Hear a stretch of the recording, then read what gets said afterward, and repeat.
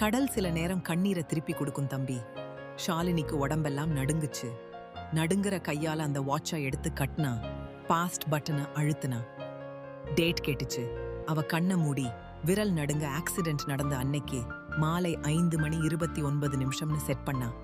கண்ணு மூடி திறக்கிறதுக்குள்ள அவ இருந்த இடம் மாறிடுச்சு.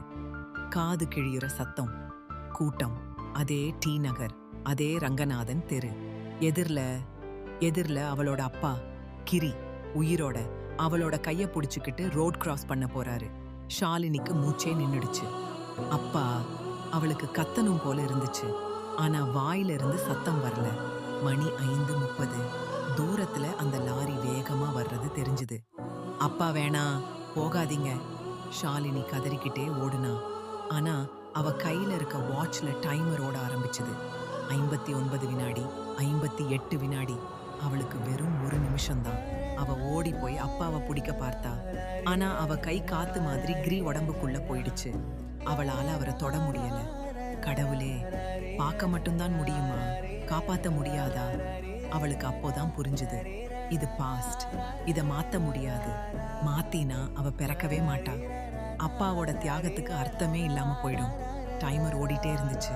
10 வினாடி, 9 வினாடி. லாரி ரொம்ப கிட்ட வந்துடுச்சு. ஷாலினிக்கு அழுக பொங்கிட்டு வந்துச்சு.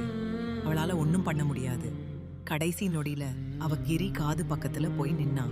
காத்து மாதிரிதான், அவருக்கு கேட்காது. இருந்தாலும் அவ மனசுல இருந்து வார்த்தை வந்துச்சு. அப்பா, நான் உங்க பூனைக்குட்டி.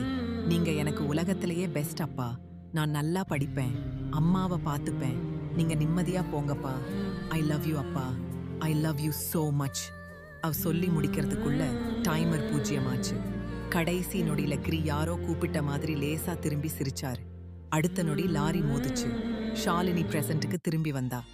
அதே மெரினா பீச், நடுராத்திரி. அவ மண்ணுல விழுந்து கதறி அழுதா. வயிறு வலிக்க, நெஞ்சு வெடிக்க அழுதா. 1 நிமிஷம் தம்பி, 1 நிமிஷம் சொல்ல முடியாத ஐ லவ் யூவ சொல்லதான் அவ வாழ்க்கை முழுக்க அழுதா. விடிஞ்சது. காலை மணி 7. ஷாலினி மெதுவா வீட்டுக்கு நடந்து வந்தா. கண்ணு ரெண்டும் வீங்கி போயிருந்துச்சு. ஆனா முகத்துல அழுது முடிச்ச ஒரு அமைதி. நேரா சமையல் கட்டுக்கு போனா. பத்மா அடுப்பு பத்த வைக்காம உட்கார்ந்து இருந்தாங்க. ஷாலினி போய் அம்மாவை கட்டி பிடிச்சா.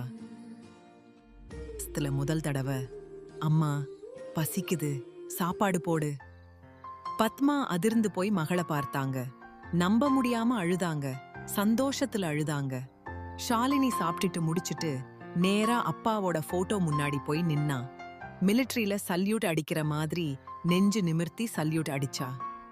அவ கையில அந்த நீல ஃப்ராக் ரத்தம் போக துவைச்சு அழகா தச்சு வச்சிருந்தா.